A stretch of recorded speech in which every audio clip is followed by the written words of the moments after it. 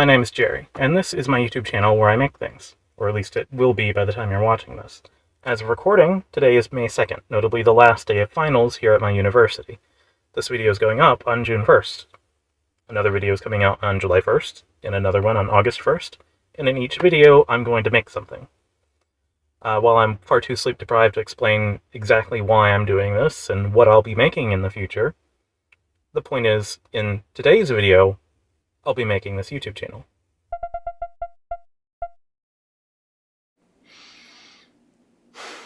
I was planning on following that up within like 2 or 3 days after I got some rest, but it has been 3 weeks. As of now, I've got like 1 week to get this video recorded, edited, and uploaded if I'm going to meet my deadline.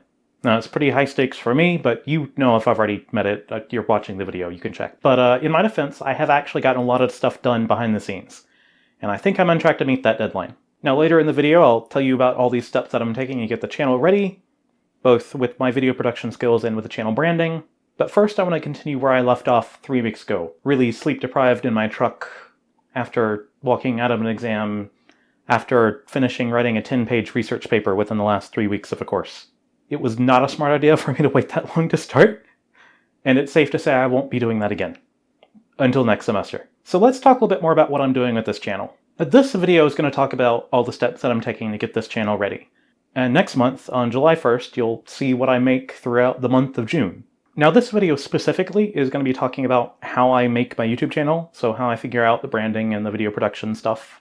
But in future months, I'll be making other projects and documenting the creation of those.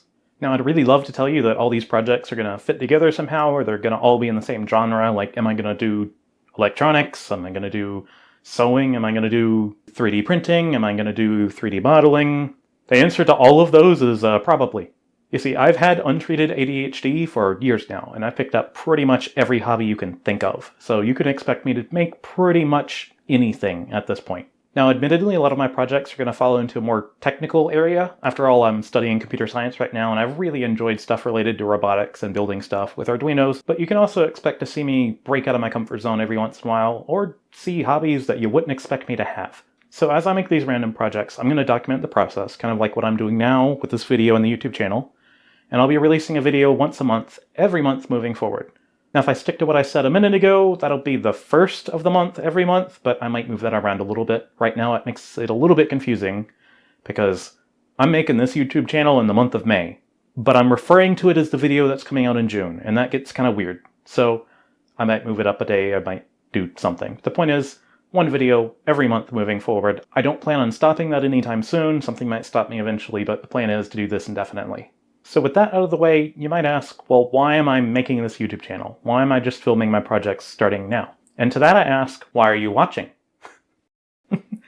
But seriously, the reason I'm creating this YouTube channel is a little bit convoluted, so allow me to introduce some of my own terminology here. Specifically, the two parts of the creative process that I would refer to as inspiration and motivation.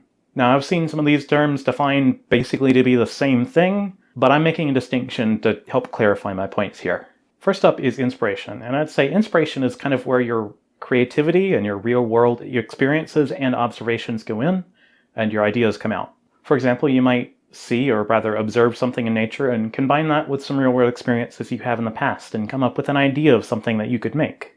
Consider these flowers, for example. Aside from being covered in dust, they're also made of Lego, but they're also inspired by real-world flowers that the designer was inspired by. Through their observations of the real-world equivalents to these flowers and their experience working with Legos, they were able to design something that looks very interesting, even though some of these flower petals are literally made out of car hoods. Now, while creating a Lego bouquet of flowers falls well within like art and creativity, another area of inspiration is through problem solving.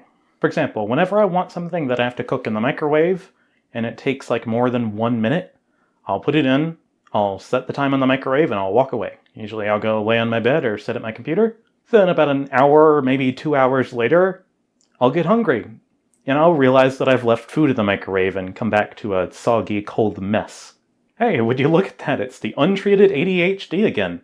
Anyway, this is a problem that I had pretty regularly, so I thought why not try to come up with a creative solution for it. So part of the problem is that I'm so far away from the microwave. I'm usually like 2 rooms away at least, and it doesn't help that I'm wearing headphones, so I really can't hear when it beeps. Now, since I had some prior experience with microcontrollers and other small digital electronics, I figured why not combine a cheap Wi-Fi enabled microcontroller and a microphone that it can work with, and just leave it in my kitchen. Then I can program it so that whenever it hears the distinctive beeps of a microwave, rice cooker, or a toaster oven, or whatever, it'll send me a notification on my phone.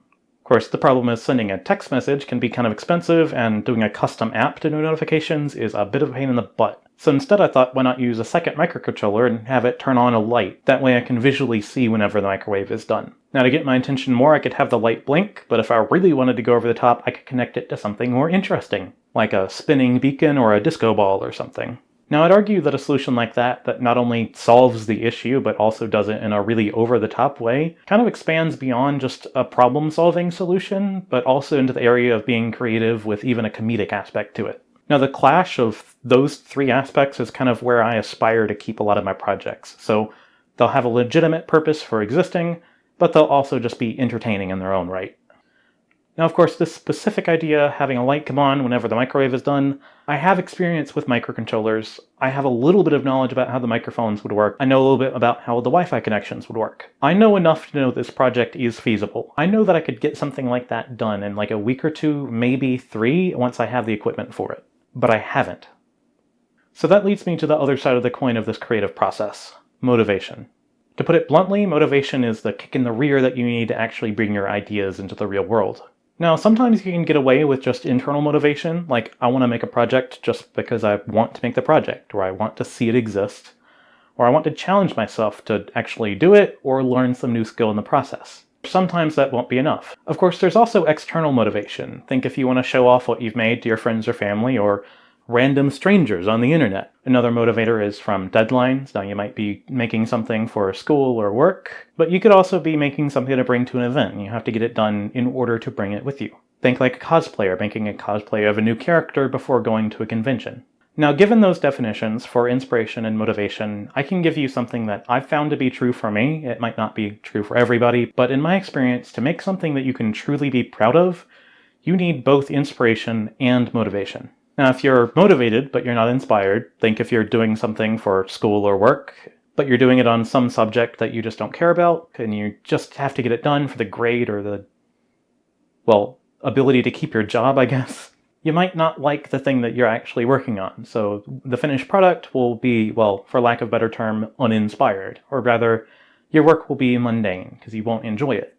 Now, on the other hand, if you're inspired but you're not motivated, well, unfortunately, that just means that your ideas are probably just going to stay as ideas. You might write your ideas down, you might even do some research into them, but without that motivation to get you past the hurdle of starting that project and pushing through it, unfortunately, your ideas are probably just going to get abandoned. You're going to forget about them, you're not going to pursue them. Now, with that said, I found myself in both of those situations recently.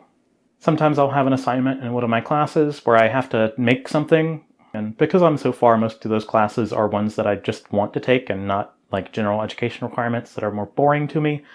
Some of those assignments might be more fun than others, but it's very rare that I'm also inspired while I'm doing those assignments.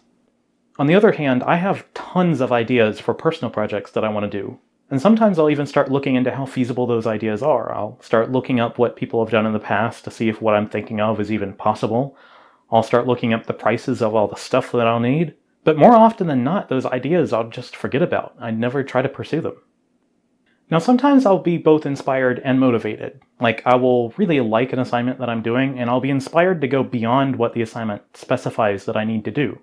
And sometimes I'll find an excuse to take a personal project that I'm really inspired by and find some sort of external motivator through school or clubs or friends or something. But more often than not, I'll just abandon ideas. But the thing is, I wasn't always like this. I was a really creative person as a child, with inspiration and motivation constantly. You see, back in elementary school, my parents owned a print shop that printed on, like, business cards, regular paper, pamphlets, t-shirts, hats, as well as embroidery on textiles and all kinds of stuff. And after I got out of school every day, I'd have to go to that print shop and find a way to entertain myself for an hour or two before we went home. Now, sometimes I'd watch the TV that was in the back of the building, but all it had was PBS and some game show channel.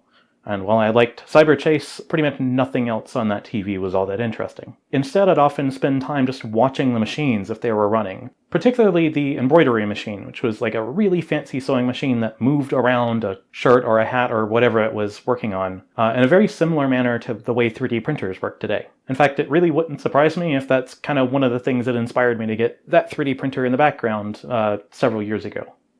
Anyway, while I was in elementary school, I wasn't making a ton of very interesting stuff. I mean, after all, I was a child. But the moment I figured that I can put paper clips together, which I think I can give you a visual example here. Hold on.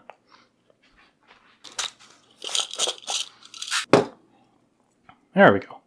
Alright, so the moment that I figured out that you could link two paper clips together like this, and that you could just do it again and again and again and make a really long chain of paper clips, you can bet that's exactly what I did. Additionally, the moment that I figured out how to do any sort of origami, I started stealing any size of paper that I could find around the print shop and trying to do any pattern that I could on any size paper.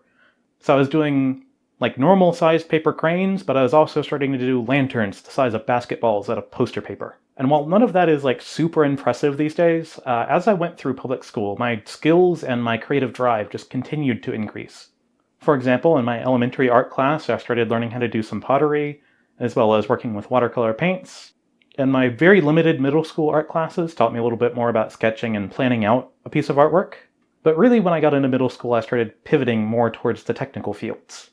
For example, late in elementary school, I started taking accelerated math courses, and I continued doing that through middle school and high school. And in middle school, I started taking engineering classes. Those courses taught me a lot about simple mechanisms like cranks, cams, gear trains, and so on, as well as how to better communicate my ideas to other people. Things really kicked off when I got into high school, though, specifically in my engineering courses and my time at the school's robotics team. My engineering courses started teaching me about computer-aided design, specifically using Autodesk Inventor, although those skills transfer pretty well also to SolidWorks and a couple of other programs that are a lot more affordable. I also learned some good practices when it comes to making prototypes, as one of the projects we did in one of the engineering courses was to make a marble sorting machine using a VEX robotics kit. Specifically, we'd feed one marble at a time through the machine, and it'd have to put it into a different cup, or really rather a different group, depending on the material and color. So we'd get wooden ones, metal ones, I think they were glass and plastic, like nylon. I think the glass ones were different colors. So that meant using sensors to figure out what type of material the marble was, and then moving cups around to figure out which one it went into. But I'll be honest, a lot of the teams also used basically just a cup of water to tell the wooden marbles apart from the others at the end. So you'd end up with a cup that had metal marbles at the bottom and wooden ones floating on the surface. But it was definitely an interesting experience, and now in addition to some of the physical stuff I was allowed to keep, like this wooden puzzle toy that we had to design and then make out of wooden blocks, I've also retained a lot of interesting skills from those courses. Now on the other side of things, the robotics team gave me my first real taste of programming through a software called LabVIEW.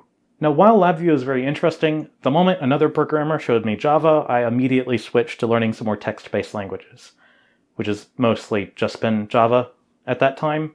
But I do recall working on something with the Google Docs API that basically did my vocabulary homework for me by pulling up a dictionary website and then pasting the results into Google Docs.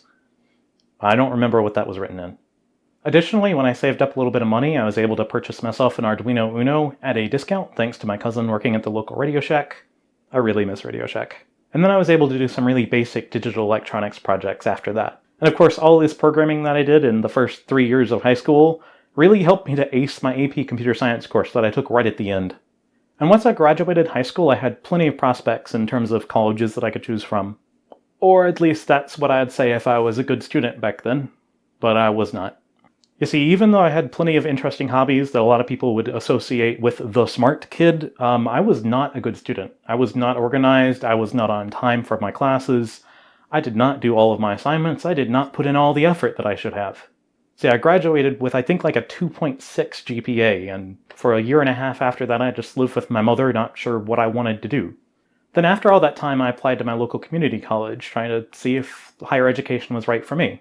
And at that point, I really started to take education more seriously. And while I was there, I would continue to take more higher-level math courses and aced yet another computer science course. And ultimately, I managed to improve my GPA tremendously. Of course, that's aided by the fact that it resets whenever you switch institutions, so I was not really burdened with my low GPA from high school at that point forward. Anyway, I graduated from that community college in the spring of 2020, a perfectly ordinary semester, nothing weird going on at all. And that fall I transferred to UNCG, where I would start my bachelor's degree in computer science. Now, I'll spare you all the details about my time at UNCG, but I'll say that my academic and extracurricular drive definitely increased over that time, and my GPA continued to go up. Again, aided by the fact that it reset when I got to UNCG. Now, after a few years there, I graduated in the spring of 2023 with my bachelor's degree in computer science, and in the past year I've continued taking courses at UNCG, and I expect to graduate with my master's degree either after this fall, but more likely after next spring. Now, it's worth noting that while my GPA has improved quite a bit through that time, I'm not making personal projects nearly as much as I used to. Now, I can't say for certain why, but I really think it comes down to motivation. These days, I just lack the motivation to work on my own ideas. Now, sometimes that's because my ideas have become more ambitious, so they'll take more energy and therefore more motivation. But even for relatively simple ideas, I'll find myself scrolling through TikTok or watching YouTube instead of working on something for myself. Now, I still have internal motivation. I want to make things. I want to learn new skills. And I want to challenge myself. Now, I also still have external motivation. I love sharing the projects that I make with my friends and family. Particularly, I used to love showing my projects to my mother until she passed away last year. Now, I've thought about talking about that in more detail in this video, but I really think that's a topic best left for another day. So, on the other side of the coin, with inspiration, I constantly find myself inspired still. I still come up with interesting ideas all the time. I'll still research them to see how feasible they are, how expensive they'll be, but more often than not, I'll abandon them and do something that's simpler, takes less energy. But with all of that said, I still want to be a creative person like I was when I was younger, but I still also want to challenge myself to learn new things and make projects that are beyond what I think I can do. I still want to chase these really interesting ideas that I just leave behind all the time. So that's where this YouTube channel comes in, specifically to give me more external motivation. By committing to release a video every month, I'm giving myself a perpetual deadline. So while past me would say, why do this project today when I could do it tomorrow or next week or next month, now I've got a reason to start today so I can get it ready to show it to you next month. Additionally, by making these videos public, I can show off my ideas to more people. Now, while I would love this YouTube channel to get enough following that I could financially support myself off of it, after all, there are lots of people that make similar sort of content online, the effect that it will have on my motivation should still be there, whether it's, 10,000 to 100,000 people, or even if there's just one person watching. Hi, Marcus! So, with all of that background out of the way, I think we can finally start to talk about what it takes to make a YouTube channel these days. Now, just to clarify, I've been saying that I'm making a YouTube channel, but I already have one. This right here is what my channel looks like today. You'll notice that the name is really hard to pronounce. It's also really hard to type, I've learned, by a lot of missed emails. Yes, I use that same name on a lot of different services. And that picture, it's like 10 years old. Not only is it of the default YouTube avatar that they haven't used for many years, it's also really, really, really pixelated. So I need to rebrand the YouTube channel so that it's a little bit more memorable. In addition, a lot of the stuff that I've made has just been screen recordings. I haven't done a lot of stuff with my camera. In fact, I think there might only be 1 or 2 other videos on this channel that has my face in it, and most of those are privated because they're really old school projects. So I also need to figure out 2 things. How to get good audio, and how to get good video. After all, a lot of the stuff that I'm making is going to be in the real world, although you might also see digital stuff like digital artwork or video games. So since I've already done videos recording stuff on my computer, I'll leave that out for now and just say, we'll focus on good audio, good video, rebranding, and let's see, what else? Well, I was going to do a whole section on my recording space, but this is it. I'm currently standing in my bedroom. Behind the camera is my bed. To the right of the screen is my computer monitor, and underneath it is a lot of trash that I didn't want to clear out yet, so that'll be featured in the future, I'm sure. Right behind me is where I'm going to film most of my videos from now on. So here, talking head style footage looks good, and if I step out of the way, you'll not see the table because I haven't angled the camera down low enough. I'll toss in a clip of that now. What you're seeing right now is kind of going to be what these videos look like moving forward for anything that is handheld and I can fit onto my table. Otherwise, I'll just improvise for how I want to figure it out, but I'll talk more about that later in the video. Last thing is going to be editing, because I can tell you I have been recording for 1 hour and 15 minutes, And you tell me how much footage you've watched, because everything else is stuff that I've had to cut out because I can't seem to form a coherent sentence. And again, thankfully, I've worked with a video editor for quite a while now, so I kind of know what I'm doing there, but I'll talk about it a little bit later as well. So here's the game plan. Talk about audio, talk about video, and I'm not sure which order is going to go in yet, depends on how I segue through my topics, but cover branding and editing towards the end, and I think that'll be the video for this month. Okay, so another week has passed, and it has been a terrible one. After I finished recording the part of the video that you just saw, I spent the next day editing it down. When I got off my computer to go to bed, I found my dog acting very strange. She was very shaky. She was losing her balance and very easily startled. Now, she was 15 years old. She had pre-existing conditions, including cataracts, hearing loss, a heart murmur, and pretty severe dental disease. She's also had seizures before, but nothing quite like this, so I wasn't entirely sure what to do. I stayed with her, got her to go to bed, and by the morning she was mostly back to normal. By lunchtime, she was completely back to normal, and because of that, I decided to continue with my original plans to go meet up with some friends and help one of them move furniture, and before I left, I took a quick shower. When I got out of the shower, I found my dog having a very violent seizure, hitting her head on my bedroom door. I quickly got her up onto my bed and held her down so she wouldn't hurt herself with the muscle contractions. And I let my friends know what was going on, let them know that I might need their help, and they dropped everything to come help. I tried every intervention that I had, but nothing worked. Eventually my friends showed up, we were able to get my dog to an emergency vet, but things just did not turn out well. Given her age and her pre-existing conditions, a path towards treatment that wouldn't cause additional pain or reduction to quality of life just wasn't possible. So under the recommendation of the vet on staff at the emergency center, I opted to have her put down. To try to keep myself busy while my brain processed what had happened, I continued to just help my friends move furniture. And after that day and the next moving furniture, that job was done. I came home, spent some time on my computer talking to people online, and then I laid down, and that's when I started coughing. The next day, the cough got worse, and I found a thermometer and found that I had a fever of 102 degrees.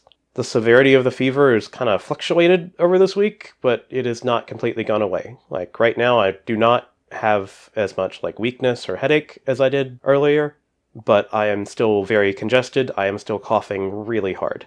So with all that has happened, given that another week has passed, the video is coming out tomorrow, there is no way that I can release it in the way that I wanted to. I originally wanted to do some pretty in-depth conversation about what I'm doing in the video production pipeline and why, as well as the same with my branding, and include some supporting graphics along the way. But if I try to do all of that in my current condition with how little time I have, it will genuinely just make me collapse on the floor. Now at this point, I have two options. I can either delay the video and try to make it come out in the same way that I originally planned, but the point of me setting a deadline for the release date was so that I could not put it off. So instead, I'm just recording this quick end of the video so that I can wrap things up and try to get some rest, and hopefully I'll be okay in a few more days. So before I conclude the video, I have two main points to make. First is a new saying that I'd like to contribute to. You might know the familiar "when life gives you lemons, you make lemonade." If you're a gamer, you might know the modified version, "when life gives you lemons, you make life take the lemons back," and so on and so forth. Now, I would like to propose a new one. When life gives you lemons, you tell life to go screw itself, because you have other plans.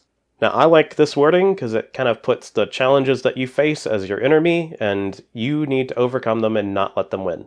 Of course, that does not mean that you should ignore the challenges that you face. If you try to just push forward like nothing has happened, you will end up burnt out or exhausted. Same as if I tried to release this video in the same quality that I originally wanted to, it would at best make me burnt out. More likely, it would make me pass out in the floor. But what the saying does mean is that you should not let challenges prevent you from following your dreams or achieving your goals. For me, that means no matter all of the crap that has happened this week, I'm not giving up on my plan to be more creative, my plan to start releasing monthly videos, and I'm not giving up on this video where I get the ball rolling. But that also means that I have to just change my plans a little bit in order to overcome the additional challenges, so reduce the scope of the video to still get it out on time. And on that note, the other main point that I want to make is I just still want to cover a little bit about why I'm rebranding my channel. While I'm cutting out pretty much everything to do with the video production pipeline, and I might tell you more about that in future videos, I think the branding is kind of important enough for me to still spare a few minutes now. So my original name for my channel is Tie-Dye Everything. It came from 12-year-old me trying to create an account on a platform where you had to be 13 years or older, and I was 12. At the time, I only wore tie-dyed t-shirts, so I thought Tie-Dye Everything would be a great username. So I went to the account creation page, I put in Tie-Dye Everything, and told it my age was 12. It quickly rejected me, saying I had to be 13 years or older. So, like a devious 12-year-old, I lied about my age, said I was 13, and it denied me again because I'd just tried to reuse the same username again. So in a last-ditch effort, I removed a single character out of the name, leaving me with Tie-Dye Everything, and surprisingly, that worked, and that name has burdened me ever since. It has resulted in many mispronunciations in gaming chats where people who I guess have never heard of a tie-dyed t-shirt call me Tidy Everything, or Tidy Everything, or something along those lines. And it has resulted in many missed emails because I use a similar spelling of this for my email address. Now, I plan to keep that old name for like other platforms just because I don't think it's worth changing, but since I want this YouTube channel to be like shareable and discoverable, it needs to be a name that you can remember and one that you can successfully type into a Google search. Now, Tie-Dye Everything, I think, could be found via Google search, but it's hard to remember. So my first thought was I want my branding to be a little bit more personal, and what better way to do that than just have my channel name be my actual full name, Jerry Terrell. There's a number of other makers that just have their full usernames, like Ali Spagnola, William Osmond, Niall Red. I don't think his last name is Red. The point is, a lot of people do this. So before committing to the idea of setting it as my full name, I quickly Googled my name and found that the first search result is a baseball player by the same name. So if I want somebody to be able to Google my name and find my YouTube channel, I'll have to become more popular than a baseball player, and I'm not ready for that challenge. Now, I tried a few other names, and I kind of want to list them out, but I am running low on energy, so what I ended up with was Jerry Makes Things, combination of my first name and what I plan to do. When I Googled that name, I found just two similar ones, Jerry Makes Stuff and Jeremy Makes Things. Both of those are kind of similar, but I think they're different enough that I can kind of exist between these two wonderful makers and kind of find my own niche on the internet. Now, moving on to my channel icon, again, my current icon with the default YouTube logo with a tie-dye t-shirt is a burden of something I made probably between when I was like 12 or 16 or so. I basically just right-clicked and downloaded the default icon. I didn't try to find a higher resolution or anything, and just painted on a tie-dyed pattern in Microsoft Paint. It looked good at the time, but since that logo is never used anymore, and now with higher resolution screens, that logo does not look good anymore. So for a new logo, I had two directions that I kind of wanted to go in equally. One was to be more personal, so potentially having a photo of my workspace, or better yet, just having a photo of my face. And the other direction was to maintain my identity that I've had online for a while.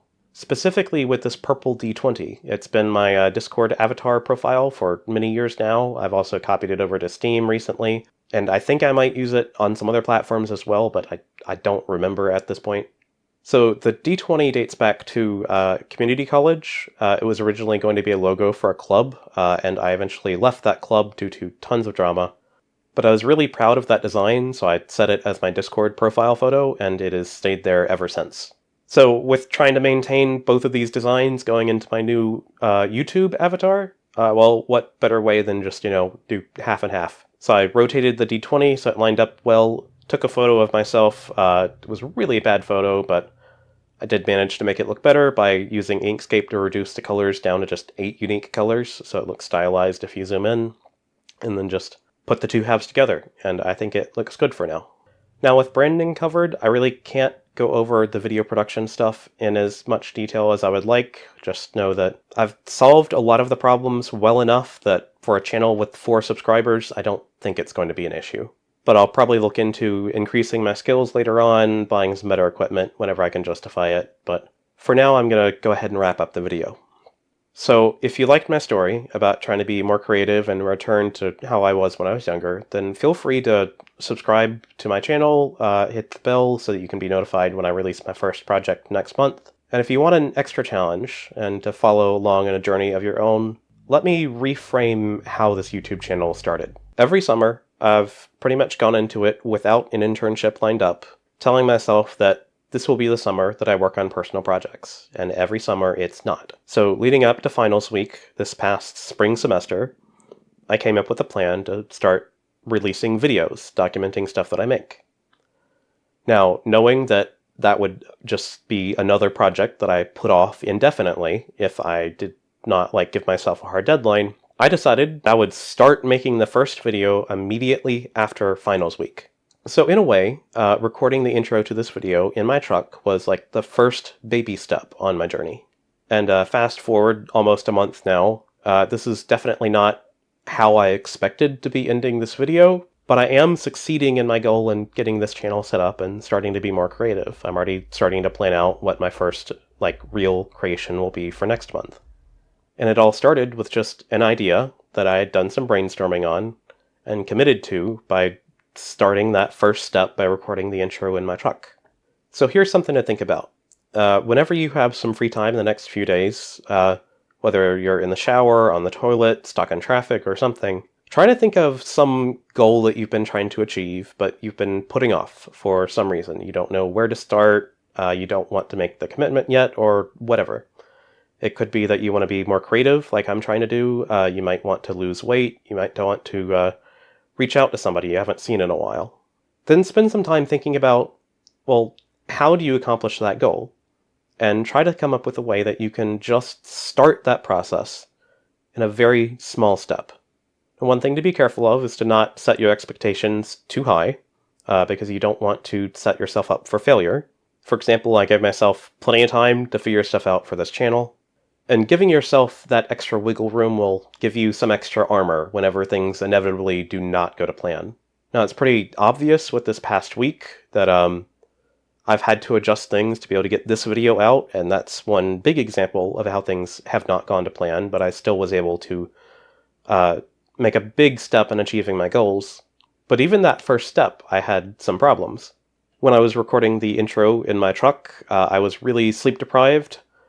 Despite that it was only 1 minute clip, that took me 20 minutes to record because I kept screwing up my lines, and I was not running the air conditioning, so I was sweating really hard. But because I gave myself this easy step to get started, I was able to get that step done, and I was able to continue getting this channel ready, and at this point I'm still on track to start releasing monthly videos starting next month. So if you're up for it, try to find your goal, try to find your first step, and give it a try, and let me know how it goes. Anyways, thanks for watching, and I'll see you next month with my first real creation.